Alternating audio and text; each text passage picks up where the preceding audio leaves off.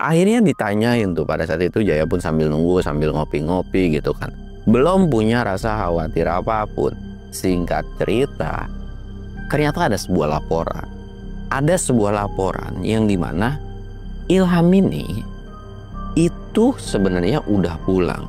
Tapi ada satu pekerja yang lihat bahwa ketika pulang bukan melalui jalur, maksudnya jalurnya sama, tapi tiba-tiba belok yang nggak lain itu masuk ke hutan.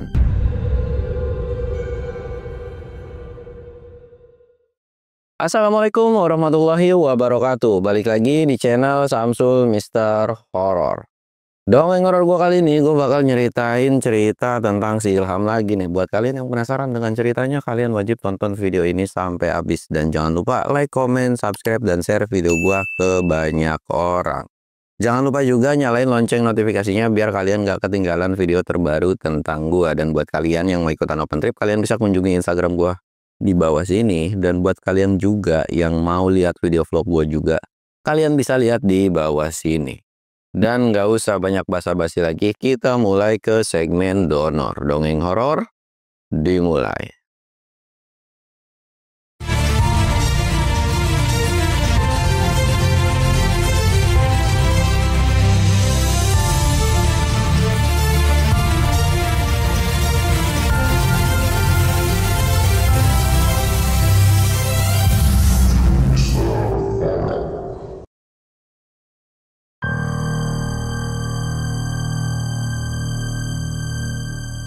Oke cuy, sebelum masuk ke ceritanya kita ritual kayak biasa.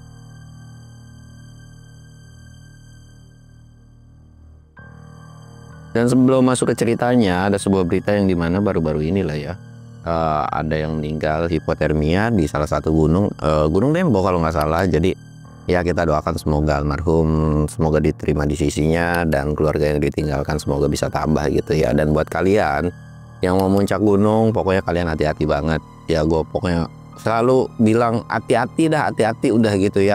Dan naik gunung itu nggak segampang itu. Namanya apa sih itu nggak ada yang pernah tahu. Walaupun bukan di gunung aja, bisa di jalanan atau dimanapun. Tapi gunung itu menurut gue bukan sesuatu hal yang sepele. Justru banyak resiko. Apalagi berita sebelumnya pun ada yang naik selamat, orang hipotermia ditinggal sama temennya naik ke puncak kan PA ya. Nah gue nggak mau penonton-penonton gue, terutama yang baru mau naik gunung, terus yang suka udah sering naik gunung mungkin, gue nggak mau kayak lu ini pada tiba-tiba kena hipo terus ditinggal sama temen. Karena ya selain naik gunung itu bahaya, ya teman kalian juga bahaya. Dan bahayanya itu ya bisa dibilang bakal ninggalin atau enggak, itu aja sih. Dan oke, bakal kita lanjut ke cerita si Ilham, karena udah lama baca nih. Kisah ini dimulai dari istrinya Ilham. Istrinya Ilham ini nyuruh salah satu temen atau sahabat terbaiknya, bisa dibilang kayak si Jaya gitu kan. Jadi mereka ini lagi ngobrol ya, membicarakan sesuatu hal yang penting. Istrinya Ilham ini bilang, "Jay, gue mau minta tolong sama lu." Jaya sebenarnya agak sedikit kaget dan merasa heran, karena sejauh mereka kenal, sejauh mereka ya memang akrab gitu ya, dan tidak ada maksudnya punya niat jahat hal yang lain-lain. Baru kali itu Jaya pun ngerasa bahwa istrinya itu kayak serius banget cuy. Tatapannya tuh bener-bener serius banget, tapi nggak punya rasa kepanikan. Jaya ini langsung ngomong dong, "Ada apaan sih, tumben-tumbenan banget lu nyuruh gua kesini?" Istrinya Ilham tuh cuma tarik nafas panjang dulu sebelumnya. Dia tuh langsung nyeritain tentang sebuah kronologi yang dimana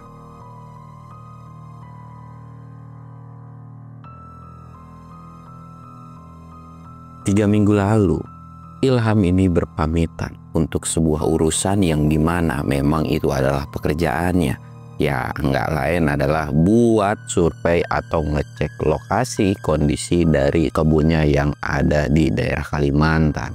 Jaya masih kayak ngedengerin dan nyimak apa yang diobrolin sama si istrinya Ilham ini. Dia tuh manggut-manggut aja kan. Nah lalu apa masalahnya, kata si Jaya. Biasanya dia harusnya udah ngabarin, tapi ini udah 1 minggu dia belum ngabarin. Bahkan handphonenya pun itu udah nggak aktif. Gua khawatir, takut terjadi apa-apa sama dia. Jaya pun sempat ngerasa heran karena Ilham ini salah satu orang yang pasti akan selalu ngasih komunikasi, terutama kepada keluarga atau istrinya gitu kan. Ya mungkin sama Jaya masih bisa nggak terlalu ngabarin lah, karena tahu Jaya ini, maksudnya ya Ilham ini tipikal orang yang sibuk ya sibuk gitu, nggak bisa dikabarin bukan berarti nggak mau ngabarin karena nggak ada sesuatu hal yang penting dan tiba-tiba pulang pun ya main ke rumah. Biasanya Ilham tuh kayak gitu. Tapi Jaya ini cuma bilang udah nggak perlu khawatir.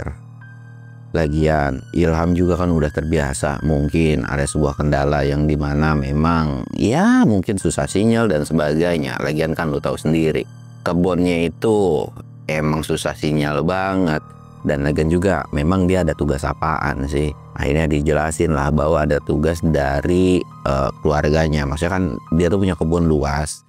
Nah kebunnya ini dipelihara sama orang tuanya, cuman si Ilham ini selalu suruh ngawasin gitulah, takut ada terjadi apa-apa ya ngecek lah gitu, kayak mandor, nggak kerja nggak apa, cuman ya biasa suka ada hal-hal yang memang ya kalian tahu sendiri lah di luar nurul gitu. Nah singkat ceritanya setelah dijelaskan itu, istrinya Ilham ini bilang, gue mau minta tolong sama lu bisa nggak, karena kan iya, gue nggak mungkin minta keluarganya, dan gue pun ngerasa nggak enak. Mungkin gue takut ini berlebihan, tapi lu tahu sendiri kan, namanya seorang istri, khawatir dengan suaminya itu hal yang wajar. Dan lu tahu lah, sepanjang Ilham melakukan hal apapun, pendakian selama berhari-hari atau pergi kemanapun, bahkan 1 bulan, bahkan gue pernah nggak dikabarin 2 minggu pun, gue nggak pernah curhat sama lu. Tapi nggak tahu kenapa, firasat gua dan feeling gua itu nggak enak banget. Gue cuma mau minta tolong sama lu untuk ngecek ke sana. Jaya ini sempet mikir pada saat istrinya Ilham itu ngomong kan. Tapi ya Jaya pun ngerti kondisi dan posisi dari si istrinya Ilham. Ya udah deh, kapan gua harus berangkat ke sana? Ya kalau bisa secepatnya. Di situ pun Jaya langsung menyanggupi, ya udah, gua akan coba izin sama bini gua dulu, besok gua langsung cabut ke Kalimantan dan gua bakal nyari dia. Tapi gua mohon lu di sini jangan khawatir, dan lu juga kan ada anak, kasihan anak lu, kalau lu khawatir sakit anak lu siapa yang ngurus, apalagi nggak ada Ilham. Di situ pun akhirnya kayak manggut-manggut aja, setuju lah dia. Dan singkat cerita, obrolan dari mereka berdua itu udah selesai. Sekarang kita akan beralih ke si Jaya. Perjalanan dari rumah Ilham untuk ke si Jaya. Jaya ini selalu mikir, nih bocah kemana ya. Dan gua pun tahu bahwa ini anak emang gak pernah sekhawatir itu. Tapi ini bener-bener kayak minta tolongnya tuh melas, yang dimana pengen tahu dan minta tolong tuh bener-bener minta tolong buat ngecek ke sana. Karena memang yang udah diubek-ubek kebunnya itu maksudnya kayak cuman si Jaya doang. Teman-temannya yang lain udah pernah, tapi nggak sesering si Jaya lah. Karena Jaya ini bisa dikatakan benar-benar kemana pun Ilham pernah diajak gitu kan. Tempat mainnya Ilham pernah diajak, begitupun sebaliknya. Dan di situ pun ya karena memang udah merasa lebih dari kayak saudara juga, dan Ilham juga pernah ngebantu dia menyelamatin nyawa dia. Akhirnya nggak punya alasan buat nolak juga. Di situ pun akhirnya Jaya ini pamitan dengan istrinya. Besok gue kayaknya mau balik nih, atau mau cabut. Mau cabut kemana kata istrinya Jaya itu? Gua mau nyusulin Ilham, bininya ternyata lagi khawatir. Maksudnya ya Ilham gak ada kabar selama 1 minggu, dan itu udah khawatir banget. Ya udah, gak usah pikir panjang, lu jalan aja. Gimana cuy, kurang enak coba. Istrinya tuh pengertian karena memang tahu bahwa Ilham ini bukan, iya bisa dikatakan memang prioritas. Selain istrinya tuh emang udah prioritas juga gitu. Butuh bantuan apapun kalau memang harus, misalkan dalam kondisi kerja, hujan angin, badai petir, Jaya tuh pasti ready banget untuk si Ilham gitu. Termasuk untuk teman-temannya yang lain lah gitu kan. Tapi pada saat mau berangkat ini, Jaya itu enggak yang namanya ngajak teman-temannya yang lain. Nggak ada yang diajak karena pengen gerak cepet aja gitu kan. Takutnya juga teman-temannya yang lain itu ada kesibukan yang dimana takut nggak bisa. Ya udah akhirnya mereka tuh Jaya itu berangkat sendiri lah. Keesokan harinya Jaya ini berangkat set, dan ketika udah sampai dia langsung buru-buru ke perkebunan, yang dimana sebelum perkebunan itu dia singgah di salah satu perkampungan.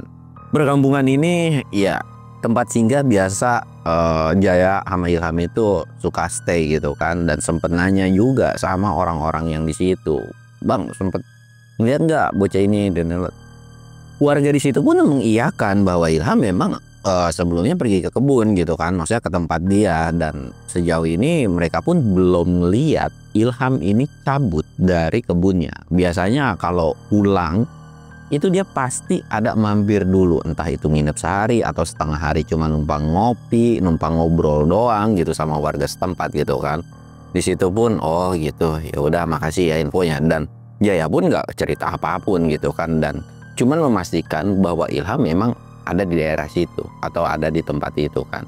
Nah setelah udah ngopi-ngopi, akhirnya Jaya pun pergilah ke tempat perkebunannya ini. Nah ketika pergi, singkat ceritanya sampailah di perkebunan. Di perkebunannya ini itu ada beberapa pos. Ada beberapa pos yang memang ada penjaganya juga gitu kan. Nah sampailah di pos yang memang pada saat itu ada yang jaga gitu kan. Ditanya, "Assalamualaikum." "Waalaikumsalam." Lu Jay, ada apa nih main kesini? Tumben-tumbenan." Lalu Jaya ini bilang lah, "Gue mau nyari Ilham nih bang." "Ilham kemana ya?" "Lah bukannya dia udah pamitan ya? Perasaan tiga atau seminggu yang lalu dia udah pamitan." Gue sih ngeliat seminggu yang lalu, cuman gue dengar dari beberapa yang jaga katanya 3 hari yang lalu. Ya gue agak tahu yang mana yang benar, tapi gue pun ngeliat tuh atau papasan sama dia cuma sekali doang, kata si penjaga itu. Gitu ya, beneran nih udah balik?" "Iya beneran." Akhirnya Jaya pun ngejelasin lah bahwa Ilham ini belum ada pulang ke rumah, dan nggak ada kabar juga, termasuk handphonenya dan sebagainya tuh kayak mati total banget gitu kan. Dan di situ pun waduh gimana ya, coba deh bentar ya, coba gua ngabarin ke beberapa teman gua dulu yang memang pada saat itu kerja di perkebunan tersebut gitu kan. Akhirnya ditanyain tuh pada saat itu, Jaya pun sambil nunggu, sambil ngopi-ngopi gitu kan. Belum punya rasa khawatir apapun. Singkat cerita, ternyata ada sebuah laporan. Ada sebuah laporan yang dimana Ilham ini itu sebenarnya udah pulang. Tapi ada satu pekerja yang lihat bahwa ketika pulang bukan melalui jalur, maksudnya jalurnya sama, tapi tiba-tiba belok yang nggak lain itu masuk ke hutan. Pekerja itu kayak beranggapan ya memang Ilham ini tipikal orang yang suka ngebolang gitu kan, dan beranggapan kayak mungkin cuman main, mungkin cuman nggak jauh-jauh gitu kan. Di situ pun sempet ngerasa kok bisa, dan Jaya pun mulai agak sedikit panik dan khawatir, dan ditanyalah, "Terakhir ngeliat kemana ya? Bisa nggak tolong dianterin supaya gue tahu itu bocah larinya kemana gitu kan." Nah karena memang kondisinya pada saat itu pun udah mulai sore, dan si orang perkebunan juga maksud kayak ya udah nggak apa-apa nanti gue anterin, tapi besok aja ya karena ini kan udah malam. Dan iya Jaya pun setuju aja, karena kalau malam juga bingung juga mau nyari di mana gitu kan. Singkat ceritanya 1 hari dan 1 malam itu berlalu lah, dan keesokan paginya itu langsung diantar jalan ke salah satu lokasi. Itu jalurnya masih kayak arah untuk balik gitu kan. Nah pas udah sampai ditunjuk lah, kemarin tuh kalau nggak salah ya namanya juga kan ya diinget-inget tuh sekitaran area situlah dia beloknya. Dia tuh pergi ke sana. Ya udah ya bang, cari. Ya udah tuh mereka tuh jalan berdua. Nah di perjalanan ini Jaya itu sempat kayak nengok kiri dan kanan, takutnya ada sebuah jejak atau yang ditinggalin sama si Ilham ini. Tapi memang nggak ada jejak apapun. Dan ya kalau memang si Ilham ini kayak mau ninggalin jejak, mungkin karena faktor tersesat kah atau apa. Dan mungkin Ilham pun nggak ninggalin jejak karena memang nggak berpikiran bahwa dia tuh akan nyasar atau hilang atau apapun lah gitu kan. Nggak ada jejak sama sekali. Nah ketika jalan mungkin sekitar udah 1 sampai 1,5 jam, mereka itu berhenti. Dan di situ pun si pekerja perkebunan itu kayak nyetop. Bang, udah bang sampai sini aja. Loh kenapa? Kalau masuk ke sana saya nggak berani, karena di sana masih banyak hewan buasnya. Kalau masuk ke sana, kalau misalkan nggak ramean, saya takut apalagi kita cuman bawa golok gini doang. Waduh, emang nggak bisa gitu kita nyari lagi? Ya gimana, kan sejauh ini juga kita nggak ketemu jejaknya. Dan lagian juga nggak mungkin lah Bang Ilham ke sana. Lagian Bang Ilham juga udah tahu bahwa hutan itu selain perihal banyak hewan buas, di sana juga salah satu hutan yang diangkerkan. Bahkan Bang Ilham pun sempat bilang ke kita-kita bahwa jangan pernah sekali-sekali dalam keadaan apapun, apalagi udah menjelang sore, itu untuk masuk ke hutan tersebut. Itu adalah amanat dari Bang Ilham. Ya, warga sekitar pun udah tahu bahwa memang hutan itu benar-benar angker. Bahkan warga lokal pun itu nggak ada yang berani ke sana kecuali sesepuh atau memang didampingi dengan orang-orang yang sering masuk ke hutan tersebut. Waduh, kalau kayak gitu ya sudah deh, kita balik lagi lah. Balik lagi ke perkebunan lagi. Di situ Jaya ini sempat mikir, gimana ya? Aduh, pusing juga kepala gue. Ya udah deh, gue balik ke desa aja. Gue balik ke desa, gue ngasih laporan ke bininya gitu kan. Singkat cerita, setelah pamitan juga dari pekerja perkebunan, Jaya ini balik. Dan setelah balik, karena memang di perkebunan ini nggak ada sinyal kan cuy, dia tuh kayak laporan dan bilang bahwa Ilham itu nggak ada di perkebunan. Dan di situ istrinya tuh sempat khawatir dan panik, loh kemana? Terus gimana? Dia kemana larinya? Di sini Jaya bingung mau ngasih alasan apa ke istrinya, tapi kayak yang ya udah ya, lu sabar, lu jangan panik. Gue bakalan stay di sini, gue coba cari informasi karena terakhir tuh ada orang yang lihat tadi gue cek. Jadi ini cuman informasi terkini aja. Nanti kalau memang ada informasi terbaru lagi, gue bakalan update lagi. Tunggu sekitaran 2 atau 3 harian. Singkat ceritanya cuy, setelah dari telepon itu, Jaya nyari sekitaran 2 atau 3 harian dan ternyata Jaya nggak nemu sama sekali jejak dari si Ilham. Bukan di area perkebunan aja ya, tapi melainkan tempat-tempat yang ada di Kalimantan atau yang pernah didatangin sama si Jaya sama si Ilham ini. Dan di situ ditanyain ke beberapa orang pun memang nggak ada yang tahu dan nggak ada yang lihat si Ilham pada saat itu. Jaya ini sempat ngerenung di hotel tuh kayak, lu kemana sih cu? Aduh, gue mah bingung lagi. Kagak ada jejak, nggak ada apa. Gimana ya? Tiba-tiba dalam lamunannya itu, karena memang mereka ini udah deket banget kali ya coy. Maksudnya kayak udah sedarah daging dan udah ikatan batinnya tuh udah dekat. Ada sebuah pikiran yang dimana kayak selewat doang. Yang terlintas itu bukan Ilham, melainkan hutan yang sebelumnya itu tidak boleh dimasuki. Jaya itu sempat kayak, apaan nih? Kenapa gue jadi kepikiran hutan itu ya? Apa iya tuh manusia masuk ke situ? Tapi gue tahu Ilham itu bukan orang yang nggak punya ilmu, dalam artian Ilham ini orang yang mulai dari navigasi tahu, dia juga sekolah gitu kan untuk mempelajari keilmuan di perhutanan itu, dia sekolah soal tanaman dan sebagainya. Pokoknya dia the best lah gitu kan. Tapi nggak mungkin. Tapi di sisi lain hatinya Jaya ini sempat kayak bilang, namanya hapus manusia kan nggak pernah ada yang tahu. Kenapa punya pikiran kayak gitu pada saat itu? Si Jaya itu sempat heran juga kan. Aduh, bikin pusing aja. Ya udah, gue cari seharian lagi besok. Kalau memang belum nggak ada, ini harus segera namanya minta bantuan sama orang lain buat nyari si Ilham. Walaupun kayaknya cuma satu tempat itu doang yang bisa gue cari. Sisanya paling cuma sebar-sebar berita ke internet, terus sebar pamflet dan ke orang-orang, kayak masang foto orang hilang. Singkat cerita, dicarilah satu hari besoknya, dan tempat yang terakhir didatengin adalah tempat yang sebelumnya didatengin, yaitu sebelum di batas hutan itu gitu kan. Nah di sini Jaya walaupun dengan sendirian, dia tuh kayak bodoh amat dah. Gue dulu hampir mau meninggoy pun Ilham nggak pernah yang namanya punya rasa takut. Masa ya gue takut buat nolongin temen sendiri. Barulah sampai di perbatasan. Sampai di perbatasan ini, pada saat itu entah itu tuh kayak sebuah kebetulan atau memang pertanda bahwa memang Ilham ini masuk ke kawasan tersebut, yang dimana Dia tuh ngelihat kayak barangnya si Ilham, dan memang dia tahu banget bahwa barang ini adalah miliknya si Ilham gitu kan. Ini apa? Diambil sama dia.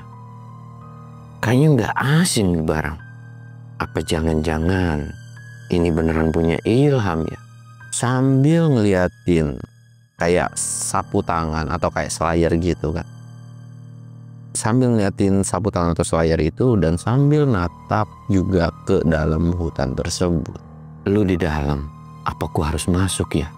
Tapi nggak bisa sih kalau gua harus masuk. Tapi gue penasaran, masuk enggak. Lihat jam. Masih sekitaran jam 2. Kayaknya gue harus masuk. Gue harus masuk sampai jam 4. Kalau memang jam 4 nggak ketemu, gue harus balik dan gue harus laporan dan segera minta tolong. Akhirnya Jaya ini masuk lah. Sebelum masuk ke lebih dalam, Jaya ini naik ke salah satu pohon dulu cuy. Dia tuh mengamati lokasi sekitar karena memang kawasannya belum terlalu rimbun, mungkin seperti di dalam tengah hutannya gitu kan. Dia tuh cuma mantau, ngelihat situasi kayak semaknya itu tinggi atau enggak. Dan karena memang sebetulnya jalur itu ada, jalur setapak, tapi jalurnya ini enggak terlalu jelas, yang dimana jalurnya ya ketutup gitu. Dan memang ada bekas kayak orang buka jalur juga, dan jalur buka jalur ini pun bukan di situ doang, ada di beberapa spot atau di pintu masuk yang lainnya juga. Ya kayak mungkin warga nyari apa-apa gitu. Bener-bener yang hutan tuh tertutup dan rimbun banget. Ya sudah deh, coba gue cari ke sana. Singkat ceritanya, Jaya ini turun dan nyari jalan terus, semakin jalan. Walaupun jaraknya atau jarak tempuhnya pada saat itu baru ditempuh sekitaran setengah jam, tapi memang vegetasi nggak terlalu tinggi-tinggi semaknya, tapi beneran susah banget. Anjir lah, kok susah gitu kan, kayak wah nggak bisa nih, gue harus balik lagi. Gue harus balik dan gue harus cabut. Nggak bisa, gue harus minta tolong sama teman-teman yang lain. Baliklah mereka, si Jaya ini balikan. Ketika balik ada sebuah teriakan. Teriakan ini seolah kayak minta tolong. Tolong. Tapi kecil banget. Entah itu hanya sebatas halu atau suges, dan teriakan itu cuma sekali doang. Dan didengerin lagi kan sama si Jaya tuh kayak, tadi kayaknya ada yang minta tolong. Di mana ya? Kok nggak ada lagi? Salah denger kali gua. Akhirnya balik lagi lah. Balik lagi dan sampailah di batas hutan tersebut. Cuman Jaya ini sebelum ninggalin hutan itu kayak nengok lagi. Kalau memang lu hilang dan lu nyasar dan lu kenapa-kenapa di hutan ini, gue bisa pastiin gue orang yang pertama bakalan nyari lu. Dan lu tunggu ya, gue pokoknya harus nyari lu sampai ketemu. Dan entah kenapa firasat gue kok kayak sama apa yang dirasain sama bini lu. Semoga lu baik-baik aja, dan gue tahu dan gue yakin kalau lu nggak akan kenapa-napa di sana. Lu tungguin kita ya. Akhirnya kayak balik dan udah jauh nih dari perbatasan hutan tersebut. Ngeliat lagi dan sempet ngeliat Ilham. Itu tuh jaraknya jauh di perbatasan, tapi seolah ketika ngeliat ada sebuah derai air mata atau tangisan yang dimana jauh jaraknya. Ada manusia kayak ngelambai, dan si Jaya ini langsung kayak lari sekenceng-kencengnya kan, Ilham gitu kan. Tapi pas disamperin lagi itu nggak ada, dan seketika Jaya ini langsung ambruk, nangis tanpa sebab. Pikirannya dan batinnya tuh kayak mikir kemana-mana. Lu di mana sih bang? Gitu kan? Lu kenapa lu nggak ada kabar? Dan ini tanda apa gitu kan? Kasih gue jalan dan kasih gue petunjuk supaya bisa nemuin lu. Lu tuh ada di mana? Di situ tuh bener-bener nangis, bahkan nggak kerasa waktu pun udah menunjukkan maghrib. Dan di situ pun Jaya langsung bangun dan cepat pergi supaya bisa ngasih laporan ke bininya gitu kan, dan ke teman-temannya yang lain. Cuman setelah mau pergi dari tempat tersebut, ada suara yang dimana suara ini bukan bikin sedih, melainkan suara tersebut benar-benar bikin bulu kuduk dari si Jaya itu benar-benar berdiri semua. Ada sebuah keanehan ketika sudah menjelang maghrib dari hutan itu. Nggak peduli apa yang ada di dalam, gue bisa pastiin gue bakalan nyari lu, karena ini adalah sebuah bukti bahwa lu masuk ke sana. Gue bakal minta tolong ke berbagai pihak buat nyari lu. Singkat cerita, Jaya ini pergi ke sedesa lagi dan dia ngabarin ke istrinya, gue tahu Ilham kemana dan gue bakalan balik. Jadi lu tungguin gue ya. Itu ucapan dari si Jaya dan ya ucapan ke si istrinya gitu kan. Dan Jaya juga ngabarin ke anak-anak yang lain atau ke sahabat-sahabatnya, yang dimana Jaya ini bilang, besok gue minta kalian kumpul di rumahnya si Ilham sekitar jam segini, dan ini penting. Gak peduli kalian lagi kerja atau apapun, gue minta datang secepatnya. Mereka semua bahwa tahu nih Jaya ini tipikal orang yang selalu bercanda, tapi di situ tuh mereka tuh kayak langsung ngerti bahwa ada sesuatu hal yang urgent, dan di mana titik pertemuannya pun bukan di tempat kafe atau di tempat yang lain, melainkan di rumah si Ilham. Dan memang teman-temannya ini pun sempat ngedengar sebuah berita, walaupun itu belum tahu kebenarannya, karena memang iya belum ada kepastian juga bahwa Ilham ini beneran hilang atau memang iya lagi main atau lagi nggak ada sinyal atau lagi kayak gimana gitu kan. Singkat cerita, setelah Jaya ngabarin teman-temannya, ngabarin istrinya dari si Ilham, dia pun istirahat, walaupun dalam istirahatnya ngerasa nggak tenang. Dan Jaya ini sempat kayak tidur gitu kan, tidur, dan dia tuh mimpi bahwa ngeliat Ilham itu berbaring lemes dan kayak lagi di sebuah tebingan, lagi ngerayap. Tapi anehnya, ketika Jaya ini mau nyamperin ke Ilham, seolah jaraknya tuh jauh banget dan gak bisa. Bahkan jarak pandang dalam mimpinya si Jaya ini, jaraknya tuh dekat, mungkin sekitar beberapa meter. Tapi ketika dikejar, itu nggak bisa cuy. Jadi kayak seolah, bahkan suara teriakan dari si Jaya pun itu kayak nggak kedengeran. Sini lihat, ini ada gua gitu kan. Dikejar terus, ini kenapa? Bahkan dalam mimpi pun si Jaya ini kayak kesel bahwa dia tuh nggak bisa ngelawan dari kayak mau nolongin temennya, walaupun itu dalam mimpi gitu. Itu benar-benar nggak bisa. Dan karena saking nggak bisanya gitu kan, bahkan mimpinya ini sampai ngigo dan teriak-teriak, dia tuh kayak kebangun. Dan ketika kebangun tuh cuma teriak nama Ilham doang, Ham. Astagfirullahaladzim. Jaya ini cuma bisa sambil kayak apa sih, senderan di kasurnya gitu kan. Semoga lu gak kenapa-napa Ham. Gua gak mau lu sampai kenapa-napa. Tunggu gua ya Ham ya. Gua bakal manggil anak-anak dan gua harusnya sih bisa gerak cepat, tapi di sisi lain gua gak bisa ngasih informasi ke bini lu dengan cara telepon. Yang ada gua nantinya bersalah karena bini lu pasti bakalan panik juga. Dan gue pun harus ngasih kabar keluarga lu juga. Singkat cerita, setelah dari mimpi itu, si Jaya ini anggaplah udah sampai di rumahnya Ilham. Dan di situ pun ada orang tuanya dari si Ilham juga, termasuk sahabat-sahabatnya itu ada di sana. Di situ pun Jaya ngejelasin, selama pencarian beberapa hari, Jaya nggak nemuin apapun tentang Ilham. Di situ mulai kepanikan dari istri dan keluarganya si Ilham ini. Tapi Jaya itu melanjutkan, tapi gue nemuin satu barang ini. Apa ini benar punyanya Ilham?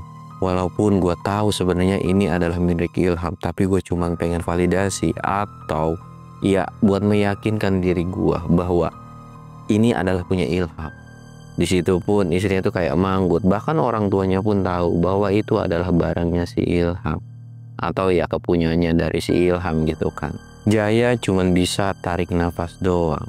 Lalu Jaya ini ngelirik ke teman-temannya, dan dilirikannya itu teman-temannya kayak ada apa nih. Dan di situ pun Jaya nggak ngomong apapun atau nggak nyeritain mereka itu harus apa. Cuman kali itu Jaya cuman minta ke yang lain, kali ini Gua minta kontribusi kalian, dimana nggak peduli kalian kerja dengan siapa, gua bisa pastiin semua biaya gua akan tanggung. Karena memang ya cuy ya, Jaya ini kan bisa dikatakan nikah dengan orang kaya, dan ya penghasilannya pun udah nggak seperti dulu. Dan disitu pun Jaya ini kayak bilang, kalau lu ngerasa butuh bayaran, gua bakalan bayar berapapun. Tapi tolong kali ini gua minta kalian ikut dalam pencarian sahabat kita. Gua nggak tahu kenapa, gua punya feeling bahwa Ilham masuk ke hutan tersebut. Di situ pun semua sahabatnya itu pada diem semua ngedengerin tentang penjelasan dari si Jaya ini. Lalu Jaya ini ngelirik lagi sama orang tuanya dan istrinya juga. Om, dan lu juga, kali ini kayaknya kita harus ngerahin beberapa instansi yang dimana kita harus nyari si Ilham ke hutan tersebut. Dari semua titik yang bisa dilalui. Ya nanti untuk randonnya itu seperti apa, biar gua yang bakal ngejelasin semuanya. Di situ pun orang tuanya termasuk istrinya Ilham cuman bisa lemes doang sambil ngeluarin air mata. Dan gak lama istrinya Jaya pun karena memang ikut pada saat itu kan, di situ kayak cuman bisa nenangin dan cuman bisa ngelus dari punggungnya doang, nggak ngomong suruh dia berhenti nangis gitu kan, kayak ya udah ditemenin nangis. Jaya pun nggak ngelarang, bahkan Jaya pun minta ke anak-anak atau ke teman-temannya yang lain untuk keluar, dan termasuk ninggalin tuh maksudnya nggak di satu ruangan itu ya, kayak nyuruh pergi keluar ruangan aja gitu kan, karena Jaya ini pengen ngobrol ke teman-temannya secara intens. Dan sampai akhirnya cerita ini pun selesai. Dan bakalan gue lanjut di part 2-nya. Masih nungguin kan, kalian penasaran kira-kira bakalan terjadi apa nih? Ya mungkin ceritanya cukup sekian. Gue Samsul undur diri. Assalamualaikum warahmatullahi wabarakatuh.